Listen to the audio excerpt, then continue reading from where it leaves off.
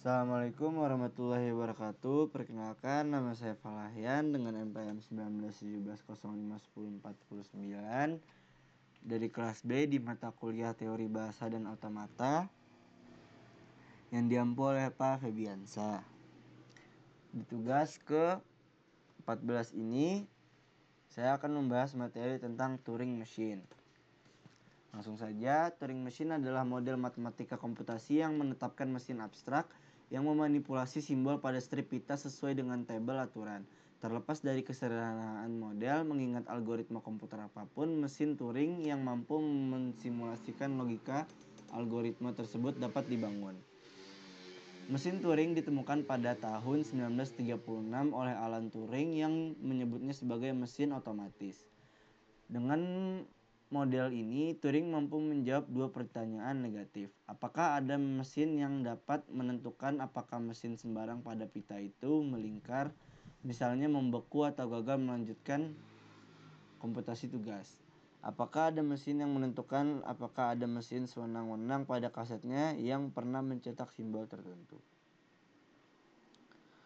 Turing Machine Programming Technique. Di sini ada contohnya, building a Turing machine to recognize the language.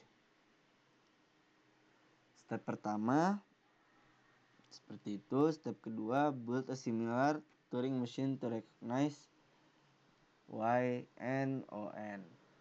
Step 3, build a final Turing machine combining these two smaller Turing machine together into one larger Turing machine.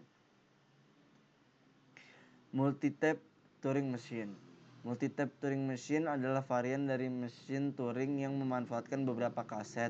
Setiap kaset memiliki kepalanya sendiri untuk membaca dan menulis. Awalnya masukan muncul di tap 1 dan yang lainnya mulai kosong. Non-deterministic Turing machine. Non-deterministic Turing machine adalah model komputasi teoritis yang pengaturannya menentukan lebih dari satu kemungkinan tindakan ketika dalam beberapa situasi tertentu.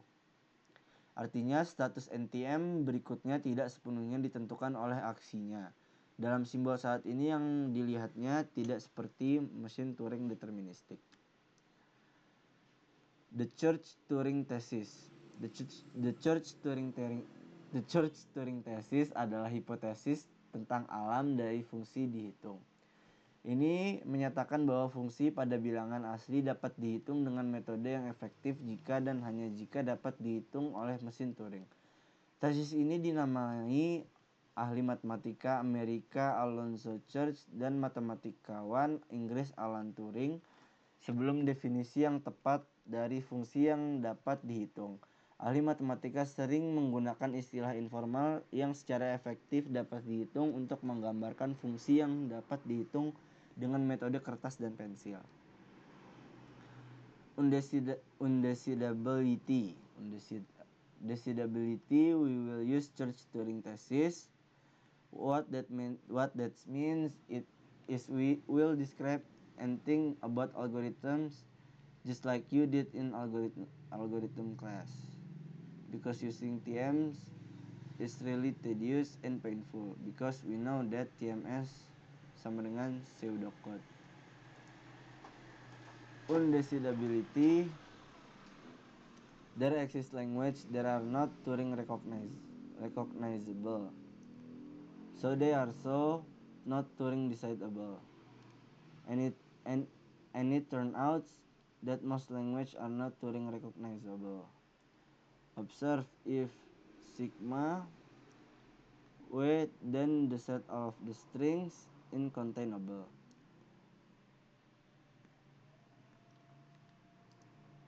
Universal Turing Machine. Universal Turing Machine adalah mesin Turing yang mensimulasikan mesin Turing sewenang-wenang pada input sewenang-wenang.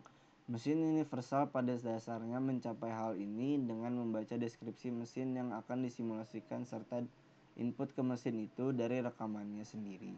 Alan Turing memperkenalkan ide mesin semacam itu pada tahun 1936 sampai 1937. Prinsip ini dianggap sebagai asal mula ide program komputer tersimpan yang digunakan oleh John von Neumann.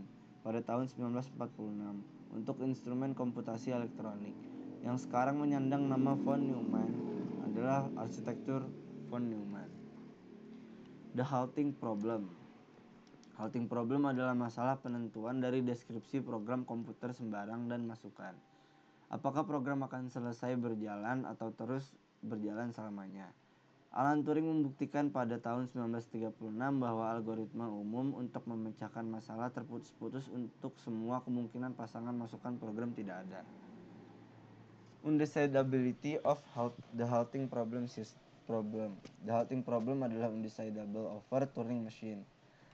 Ini adalah salah satu kasus pertama dari masalah keputusan terbukti tidak terpecahkan. Bukti ini penting untuk upaya komputasi praktis, mendefinisikan kelas aplikasi yang tidak mungkin dapat dilakukan dengan sempurna oleh penemuan pemrograman. Post-correspondence problem. Post-correspondence problem adalah undecidable decision problem yang diperkenalkan oleh Emil Post pada tahun 1946. Karena lebih sederhana daripada masalah terputus-putus dan itu sering digunakan sebagai bukti undecidability. Oke, terima kasih. Sekian penjelasan dari saya. Wassalamualaikum warahmatullahi wabarakatuh.